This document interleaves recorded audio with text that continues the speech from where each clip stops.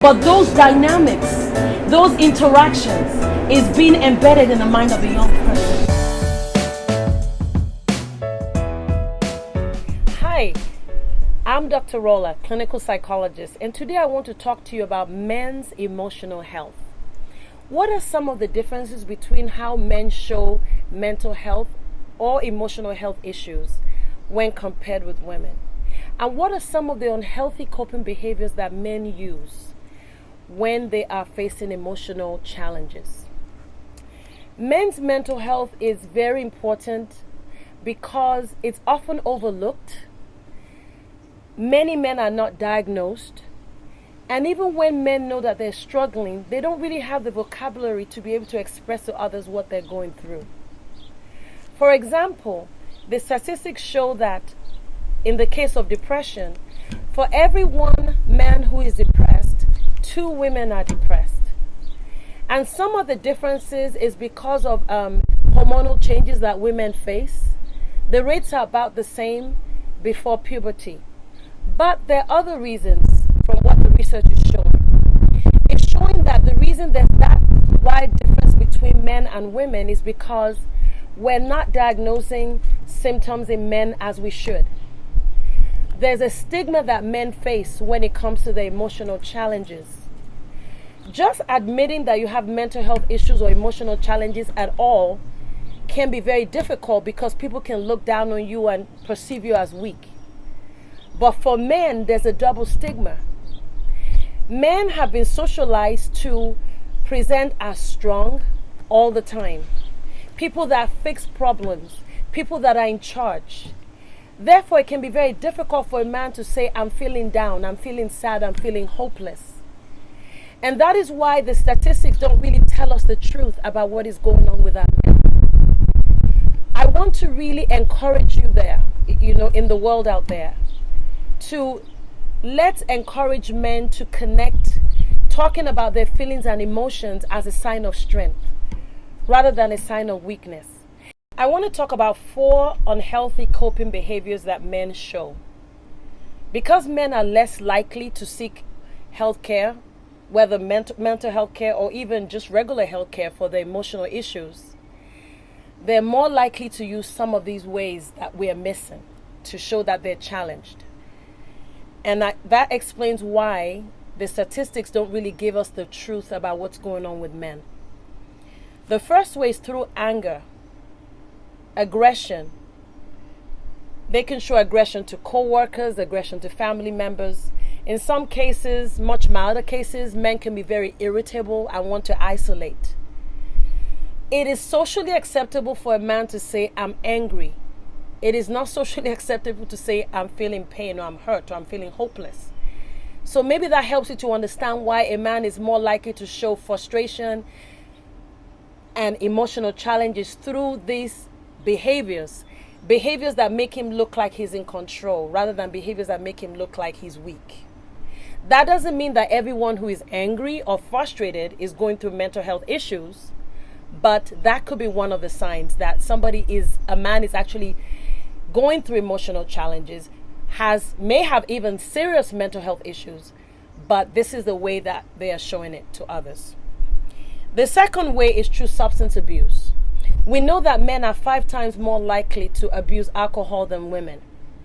In many countries of the world, alcohol is a legal substance. The problem is when a man is struggling emotionally, he's more likely to consume alcohol in increasing amounts. And that can cause more problems down the road. Problems with the law, problems with their mood, and just problems with their ability to function in their workplace and in the family.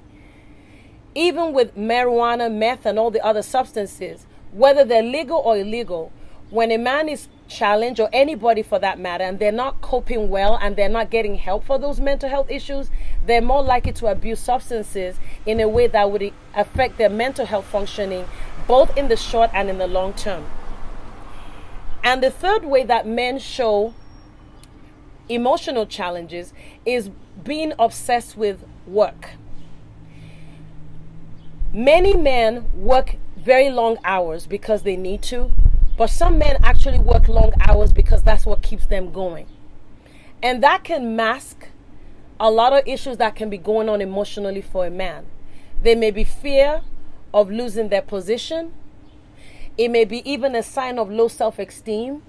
And this work and all this working is masking what is going on underneath. And the fourth thing is, unfortunately, suicide. We know that men are more likely than women to attempt and complete suicide. While women are more likely to attempt suicide, men are more likely to finish it off when they start doing it. What we know is that men also, when they think about suicide, they act on it quickly. And when they act on it, they use more fatal means. And that is why you may have heard of someone who looked, somebody in a friend or a neighbor or family member is saying, I saw no signs of suicide. He looked happy. I saw him this morning. And by evening time, this man has killed himself, shot himself. And nobody saw those signs of depression. Men can have thoughts of suicide, thoughts of hopelessness, helplessness, and because they don't have the vocabulary to be able to express themselves, all those feelings are bottled up. And with lack of treatment, lack of support, not feeling like anyone will understand what they're going through, the consequences are very serious for us as a society. We're losing our men to substance abuse, we're losing our men to suicide. And we're losing our men to homicide as well, because we're not dealing with some of these issues. So what do we need to do? What do you guys, men, need to do? You need to first know as a community that we need to support you in expressing yourself. I want to remind you as a therapist, I worked with hundreds of men over these many years of working as a psychologist, that it is not a sign of weakness to accept that you are going through a challenging time.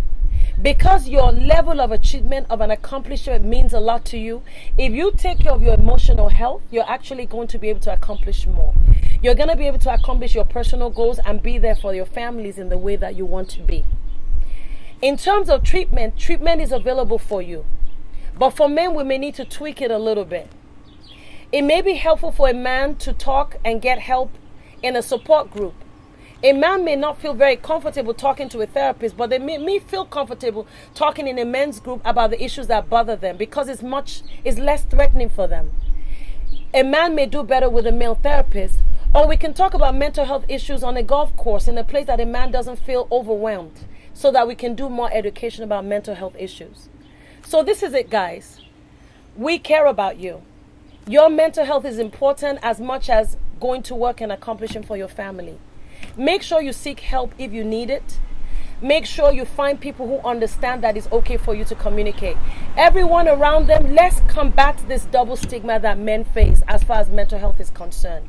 So make sure you get out there and embrace somebody and talk about what's going on. We can't afford to lose any more men to substance abuse or suicide.